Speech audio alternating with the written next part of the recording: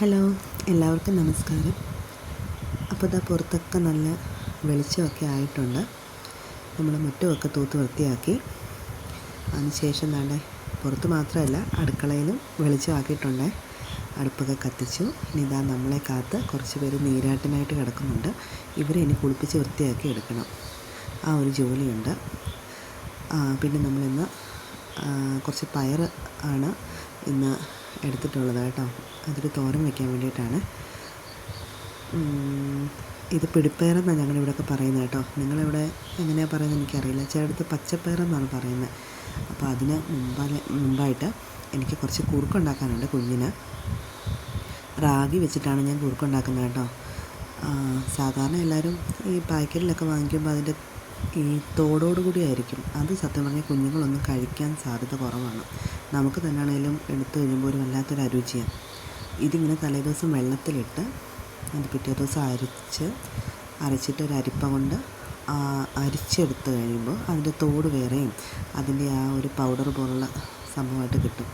ഇതിലേക്ക് ഒരു കരിപ്പെട്ടി, നമ്മുടെ ഇവിടെ ചക്കര എന്നാണ് പറയുന്നത്. ഈ കരിപ്പെട്ടി ചക്കര ഒന്നാന്ന് അറിയുന്നത് നമ്മുടെ ഏയോട്ടോ സിനിമയ്ക്കകത്ത് നമ്മുടെ മീനാക്ഷിയല്ലേ പിന്നെ പനിയായിട്ട് കിടക്കുമ്പോൾ ലാലേട്ടൻ പറയുന്നുണ്ട് കരിപ്പെട്ടി ഇടുമെന്ന് ചോദിക്കുന്നുണ്ട്. അന്നായിട്ടോ സത്യമായിട്ട് ഞാൻ ഈ ചക്കരയും കരിപ്പെട്ടിയൊക്കെ തിരിച്ചറിയുന്നത്. ഇപ്പോൾ എപ്പോഴും കരിപ്പെട്ടി എന്നാണ് ആയി വരുന്നത്. കാരണം കടക്കാർക്ക് അങ്ങനെ പറയുമ്പോഴാണ് എളുപ്പം മനസ്സിലാവുന്നത്. അപ്പോൾ നല്ല ചക്കരയാണ്, അത് നോക്കിയെടുക്കുക. അപ്പോൾ ഈ രീതിയിൽ കുറച്ച് ആവശ്യത്തിന് വെള്ളമൊക്കെ ചേർത്ത് അതിലേക്ക് കരിപ്പെട്ടി ഇങ്ങനെ ഇട്ട് നന്നായിട്ട് വെന്ത് കിട്ടണം. ഇപ്പം എൻ്റെ കുഞ്ഞിന് വേണ്ടിയിട്ട് ഞാൻ കുറച്ച് വെള്ളത്തോടു കൂടിയാണ് നന്നായിട്ട് വേവിച്ചിട്ട് ഒരുപാട് കുറുക്കാക്കുന്നില്ല. കാരണം അതിന് തൊണ്ട ഇറക്കാറുള്ളൊരായിട്ടില്ല, 7 മാസം ആയിട്ടുള്ളൂ. അപ്പോൾ കുറച്ചുകൂടെ പ്രായമായി വരുന്തോറും നമ്മൾ വെള്ളമൊക്കെ പറ്റിച്ച് കുറുക്കി നല്ല ഇതായിട്ട് ക്രീം പരുവത്തിലാക്കിയിട്ട് നമുക്ക് കൊടുക്കാം. അപ്പം എൻ്റെ കുഞ്ഞ് ഈ ഒരു പരുവത്തിലായതുകൊണ്ടാണ് ഞാൻ ഇങ്ങനെ എടുക്കുന്നത് കേട്ടോ. ഇത് കുഞ്ഞുങ്ങൾക്ക് മാത്രമല്ല, ഒരുവിധം വലിയ കുട്ടികൾക്കും സ്കൂളിൽ പോകുന്ന കുട്ടികൾക്കും ഒക്കെ കൊടുക്കാൻ നല്ലതാണ് കേട്ടോ. നല്ല ഗുണമാണ്. ഇത് ചക്കര ഇങ്ങനെ ഇത് തിളയ്ക്കുമ്പോൾ തന്നെ എല്ലാം ഇത് ഉരുകി വരത്തില്ല. നമ്മൾ കുറച്ച് ഒന്ന് ഇളക്കിയൊക്കെ ഒന്ന് അതിൻ്റെ മധുരമൊക്കെ അതിലേക്ക് വരത്തക്ക രീതിയിൽ. പിന്നീട് കട്ടയൊന്നും ഇല്ല എന്നുള്ളത് ഉറപ്പ് വരുത്തണം കേട്ടോ. കുഞ്ഞിന് നമ്മൾ അരിച്ചെടുത്തിട്ട് ഉപയോഗിക്കുന്നത് നല്ലത്. പിന്നെ എനിക്കിപ്പോൾ സമയമില്ലാത്തതുകൊണ്ട് ഞാൻ ഇങ്ങനെ എടുക്കുന്നത്. പക്ഷേ ഞാനത് ഇങ്ങനെ തന്നെ എടുത്ത് കൊടുക്കത്തൊന്നുമില്ല. ഞാൻ പ്ലേറ്റിലേക്കൊക്കെ ഒഴിച്ച് തണുപ്പിച്ച് അതിൽ തരികളും കട്ടയും ഒന്നും ഇല്ല എന്നൊക്കെ ഉറപ്പാക്കിയതിന് ശേഷമാണ് ഞാൻ കൊടുക്കുന്നത് കേട്ടോ.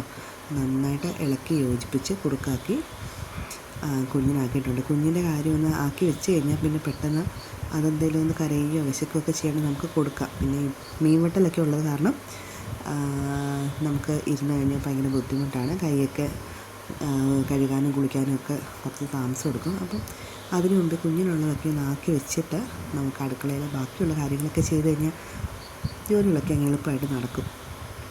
എന്തുണ്ടെങ്കിലും നമ്മൾ കുഞ്ഞിൻ്റെ കാര്യമെല്ലാം റെഡിയാക്കി വെക്കണം കേട്ടോ. ഞാനിപ്പോൾ ഇതിനിടയ്ക്ക് ഇതും കൂടെ പറയുന്നതെന്ന് വെച്ചാൽ കുഞ്ഞുങ്ങളൊക്കെ ഉള്ളവരുണ്ടെങ്കിൽ അവർക്കും ഇതേപോലെ തയ്യാറാക്കിയൊക്കെ വെക്കുകയാണെങ്കിൽ വളരെ നല്ലതാണ്. കാരണം കുഞ്ഞ് ഒന്നും കഴിച്ചില്ലെങ്കിൽ പോലും ഇത് ഒരു 2 നേരം കഴിക്കുകയാണെങ്കിൽ പിന്നെ കുഞ്ഞിന് വേണ്ട കാര്യങ്ങളൊക്കെ വിശപ്പൊന്നും അറിയില്ല. നല്ല കുഞ്ഞുങ്ങൾക്കൊരു ആരോഗ്യവും നല്ല ഭാരം ഉണ്ടാകും. വെയിറ്റ് കൂടാനും അവൻ എളുപ്പം നടക്കാനും കമന്ന് വീഴാനും ഒക്കെ നല്ലതാണ്. മുടിയുടെ ആരോഗ്യത്തിനും എല്ലുകളുടെ ആരോഗ്യത്തിനും നല്ല പ്രതിരോധ ശക്തിക്കും ഒക്കെ ഉണ്ട്. പിന്നെ ഈ കരിപ്പെട്ടി ചേർത്ത് കഴിഞ്ഞാൽ കുഞ്ഞുങ്ങൾക്ക് കഫക്കെട്ടൊന്നും ഉണ്ടാകില്ല. ചിലർ പറയും തണുപ്പായതുകൊണ്ട് ഇത് കൊടുക്കാറില്ലെന്ന്. പക്ഷേ ഇത് കരിപ്പെട്ടി ചേർക്കുമ്പോൾ അങ്ങനെയുള്ള പനിയൊന്നും വരത്തില്ല, കഫക്കെട്ടൊന്നും ഉണ്ടാവില്ല കേട്ടോ.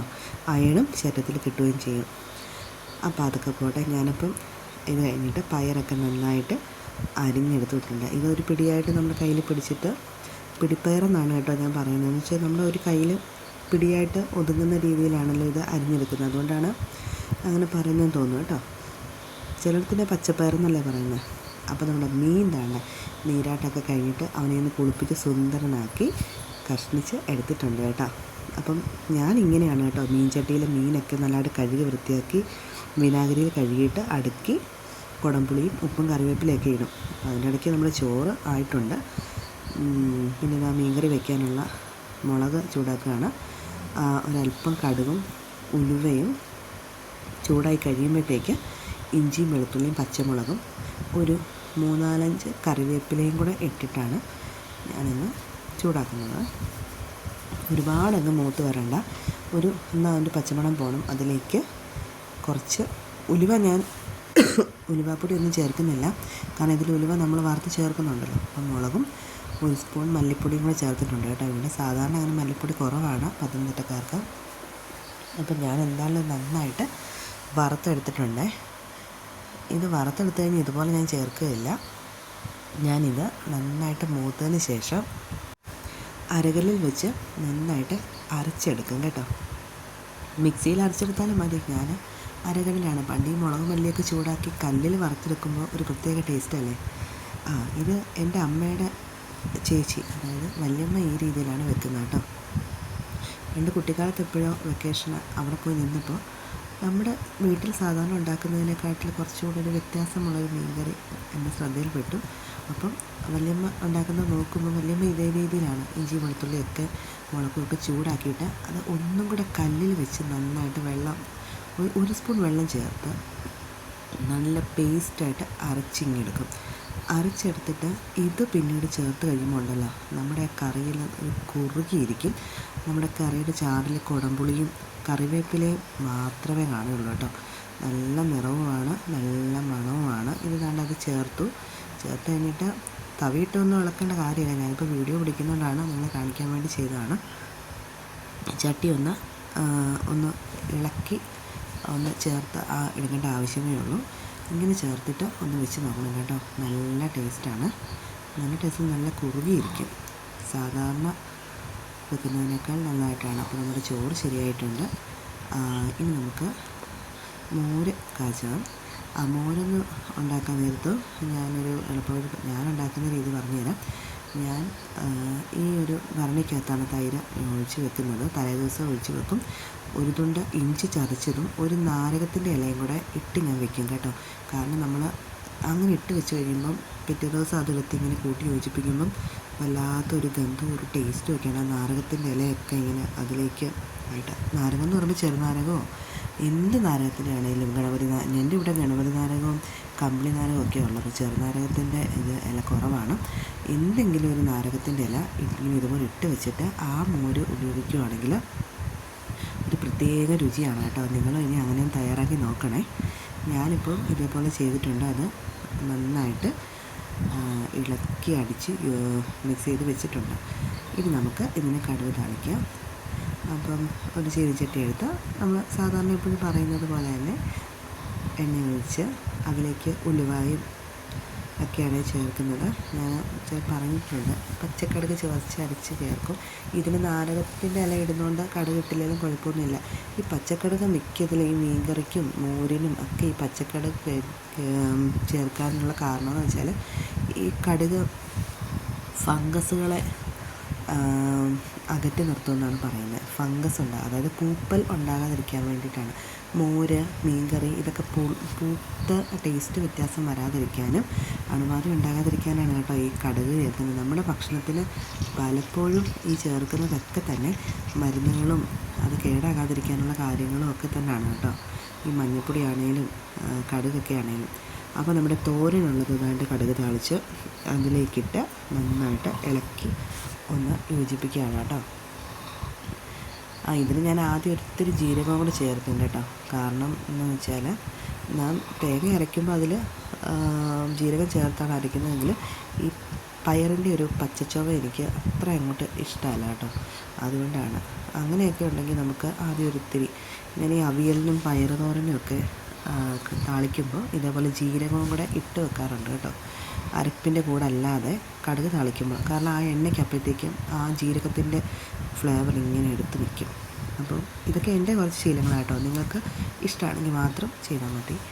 അപ്പോൾ അതിൻ്റെ അകത്ത് നമ്മുടെ അരപ്പ് അരച്ചതും കൂടെ ഇട്ട് ഒന്ന് പൊത്തി വെച്ച് അടച്ച് വേവിക്കുക. ഇതിന് ശേഷമാണ് ഞാൻ ഉപ്പ് ചേർക്കുന്നതെന്ന് എപ്പോഴും ഞാൻ പറയാറുണ്ടല്ലോ. ഇതൊന്ന് അടച്ച് അവിടെ ഇരുന്ന് വേവട്ടെ.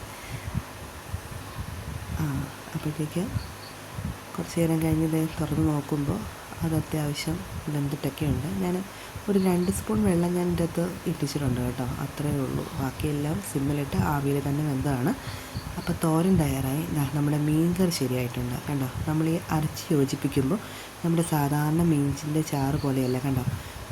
സാധാരണ നമ്മളല്ലാണ്ട് ഇത് ചൂടാക്കിയിട്ട് വെള്ളം ഒഴിച്ച് മീനിൻ്റെ ചാറ് വെച്ച് കഴിഞ്ഞാൽ ഈ ചോറിലൊക്കെ ഒഴിച്ച് കഴിയുമ്പം ചാറ് മുഴുവൻ ഞാൻ ചോറിൽ കൂടെ അങ്ങ് താഴേക്ക് ഊർന്നു പോയിട്ട് മീൻ മാത്രം വെളുത്ത് അങ്ങനെ മുകളിലിരിക്കാനായിട്ട് തോന്നും. പക്ഷേ ഇതങ്ങനെയല്ല, ഈ ചാറിനോടൊപ്പം തന്നെ ആ ചോറിന് മുകളിൽ തന്നെ ഇങ്ങനെ കുറുകി ഇങ്ങനെ ഇരിക്കും. ഒരു പ്രത്യേക ഇതുമാണ്. മീനിൻ്റെ ആ ഒരു ഉളുമ്പ് മണം ഒന്നും കാണില്ല, നല്ല ഒരു സ്മെല്ലാണ്. ഒരു 3-4 ദിവസം ഇത് കേടാകത്തുമില്ല കേട്ടോ. മീൻ കറിക്ക് ഒരു മാറ്റമൊന്നും ഉണ്ടാവില്ല. അപ്പം അത്യാവശ്യം കുറച്ച് സമയമായി, നമ്മുടെ ഊണ് സമയമൊക്കെ ആയി.